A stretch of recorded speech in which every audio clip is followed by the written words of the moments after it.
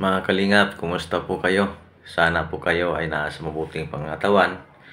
Narito po, mayroon din akong i-marites sa inyo tungkol sa Viancy at saka Ido, mga kalingap.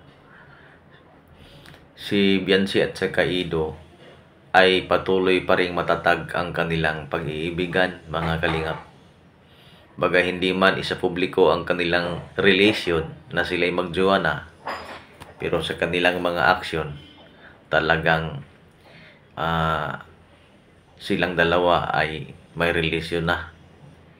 Dahil may nasagap akong balita na itong si Viancy sana ay mag-aral doon sa malayo sa Maynila.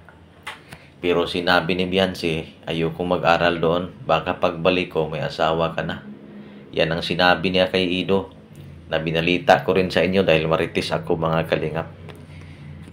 So, ina ito.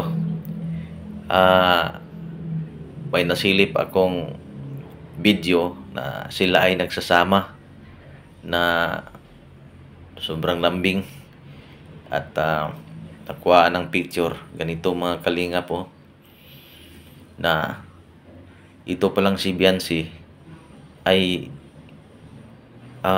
gusto niya na si Ido mabantayan niya para hindi magkaroon ng jowa. Yan ang imarites ko sa inyo dahil itong si Viancy talagang nagmahal na ni Ido. Hindi siya gusto na si Ido magkaroon ng ibang babae.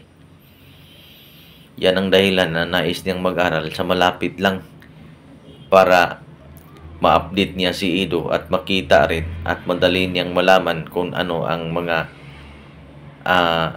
kaganapan sa mga ginagawa ni Ido, mga kalingap, mga kababayan.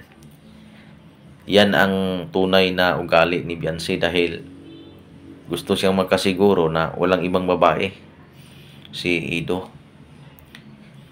Kumbaga, ang kanilang kasunduan, nahihintayin siya upang makatapos pag-aaral ng yung ang kanyang kunin sa college, yung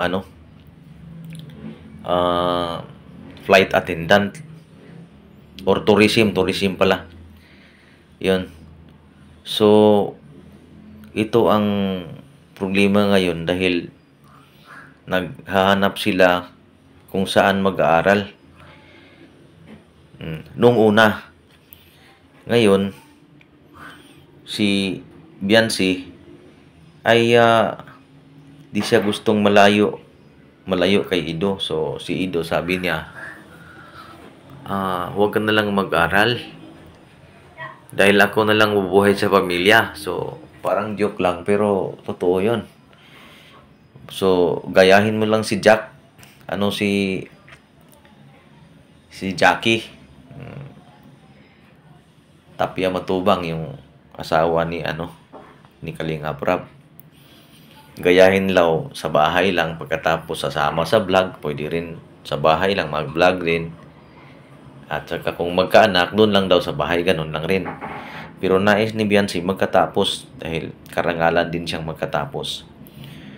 Sabi ni Viancy na kung makapaghintay ka sa akin na magkatapos,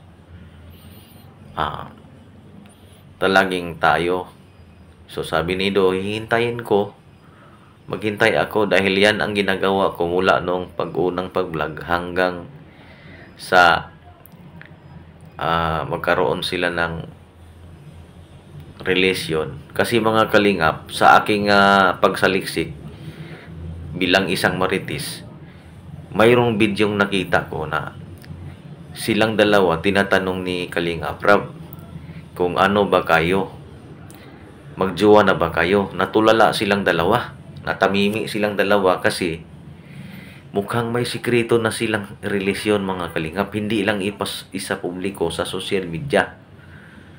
So, hindi nila sinasagot yun.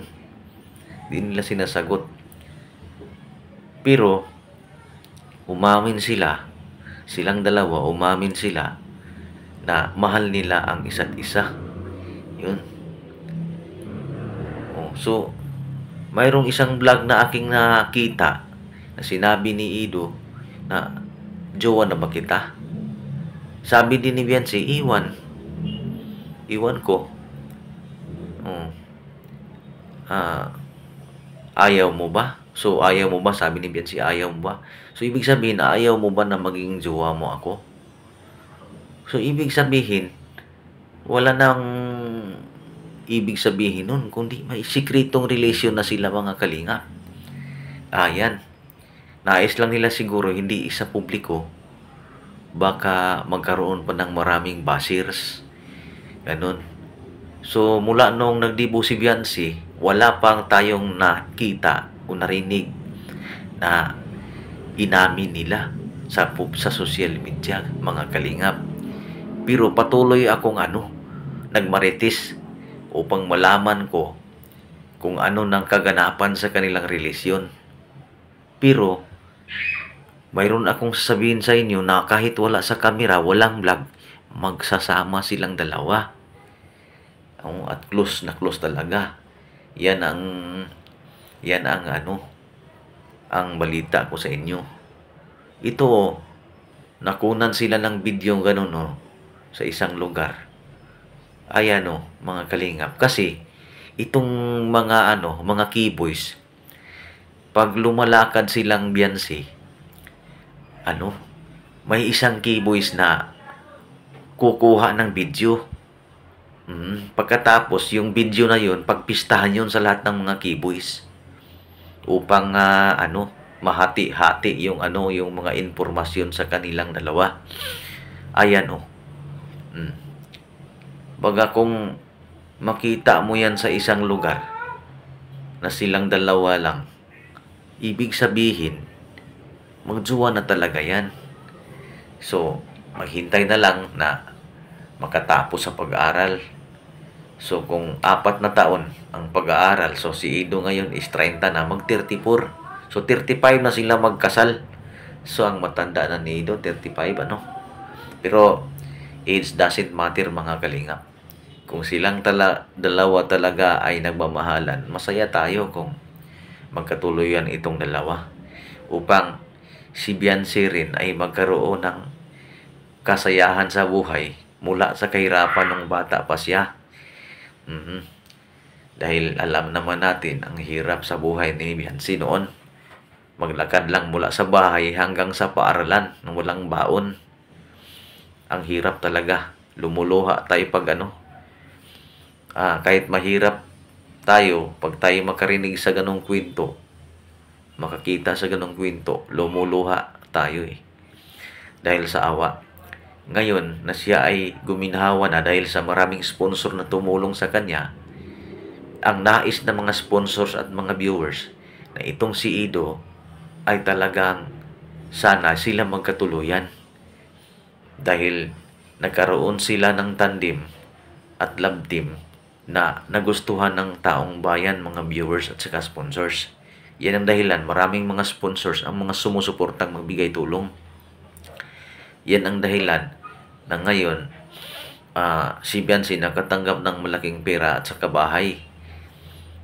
Kahit aabot pa ng 2 million ang naipon ni Biancy ngayon na pera sa bangko, pero kailangan na sana sila ay magkatuluyan at si Biancy magkaroon ng page account sa Facebook or sa YouTube para din si Biancy may sariling YouTube channel tsaka Facebook page para silang dalawa ni Ido mayroon na silang masahod sa Facebook at saka sa YouTube para hindi sila maghihirap.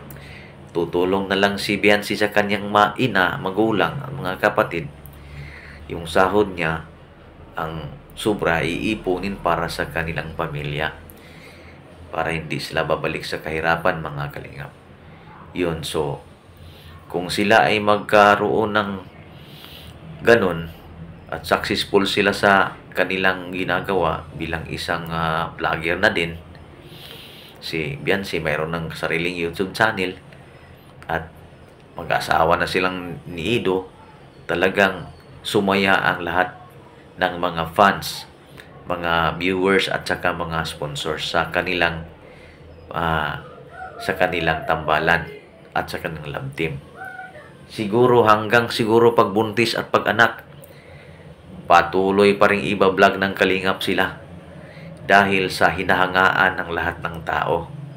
Maraming salamat mga Kalingap sa iyong suporta. Sana po huwag niyong kalimutan ang aking YouTube channel. Nung hindi pa nakasubscribe, pakisubscribe po sa aking YouTube channel at huwag niyong kalimutan din subscribe po ang YouTube channel ni Kalingap Rab at Bal Santos Matubang. Sana po nandyan kayo sa mabuting mga pangatawan at blessing sa inyo ng dakilang may kapal ng Panginoon na sana nandyan kayo sa mabuting pangatawan. Maraming salamat po hanggang sa muli po.